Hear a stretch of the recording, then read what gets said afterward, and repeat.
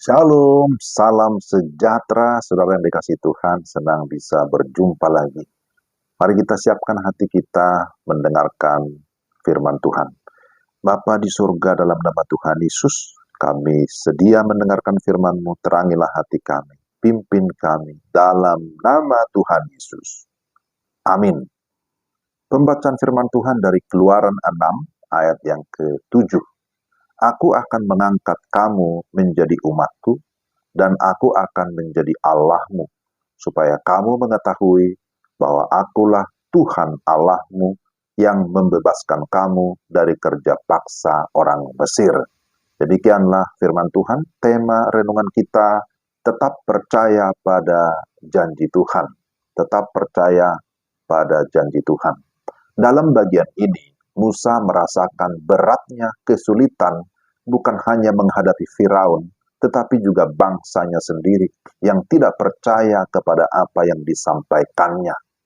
Lalu kita melihat apa yang Tuhan lakukan. Pertama, Tuhan mengingatkan janjinya. Keluaran 6 ayat 1-5. Tuhan mengingatkan Musa bahwa meskipun situasi bangsa Israel masih sangat sulit, Tuhan berkuasa untuk mengubah keadaan. Meskipun Musa merasa tidak mampu, Tuhan menyatakan bahwa Ia adalah Tuhan yang berdaulat dan akan menepati janjinya. Ketika kita menghadapi kesulitan atau tantangan yang tampaknya tidak ada jalan keluarnya, kita perlu mengingat bahwa Tuhan tetap berkuasa atas segala sesuatu.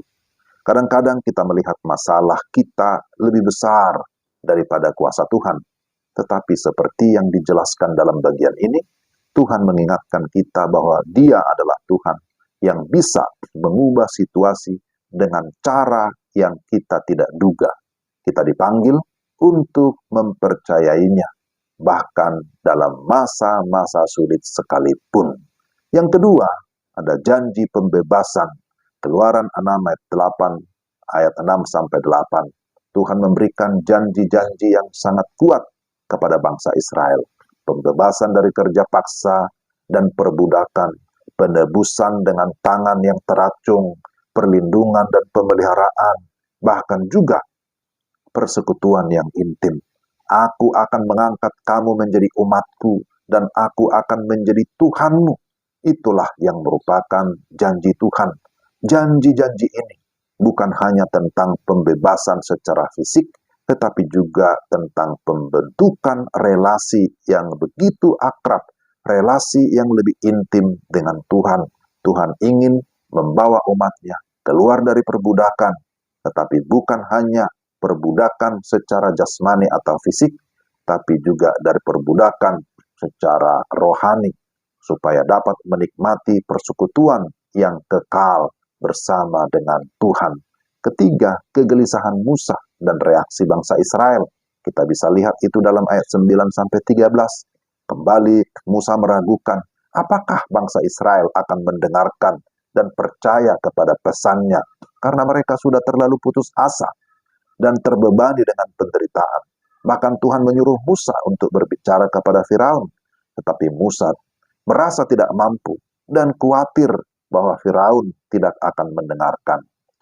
Namun lagi-lagi Tuhan menegaskan bahwa Ia yang akan bertindak dan tidak ada yang perlu dikhawatirkan oleh Musa. Saat kita dipanggil untuk melakukan sesuatu yang besar dalam hidup kita, seringkali kita merasa tidak cukup kuat, merasa tidak mampu, keraguan dan ketakutan bisa muncul, terutama ketika kita melihat masalah yang sangat besar atau tidak terpecahkan. Namun, seperti yang kita lihat dalam kisah ini, kita harus mengingat bahwa Tuhan yang memanggil kita juga akan memberi kekuatan dan kuasa untuk menyelesaikan setiap tantangan yang ada. Maka jangan biarkan ketakutan atau keraguan menghalangi kita untuk melangkah maju dalam rencana Tuhan.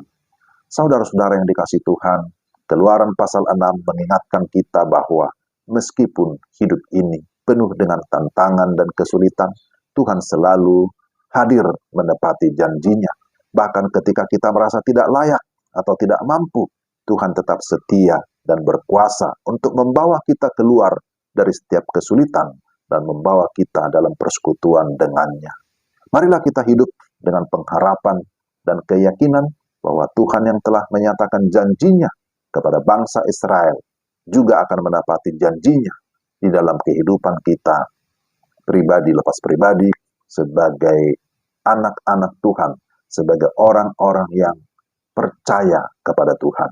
Mari kita berdoa. Tuhan, terima kasih karena Engkau adalah Tuhan yang setia, Engkau adalah Tuhan yang tetap menepati segala janjimu. Itu terbukti dari zaman ke zaman, dari sejarah ke sejarah. Engkau adalah Tuhan yang tidak pernah lalai untuk menepati janjimu. Terima kasih, ajarlah kami untuk tetap beriman, tetap percaya dan mempercayakan hidup kami kepada Tuhan. Ajar kami tetap setia kepada Tuhan dalam segala situasi apapun, termasuk dalam kesulitan ataupun dalam penderitaan. Dalam nama Yesus kami berdoa. Amin. Demikian renungan kita hari ini. Tuhan memberkati saudara-saudara sekalian. Selamat beraktivitas. Salam.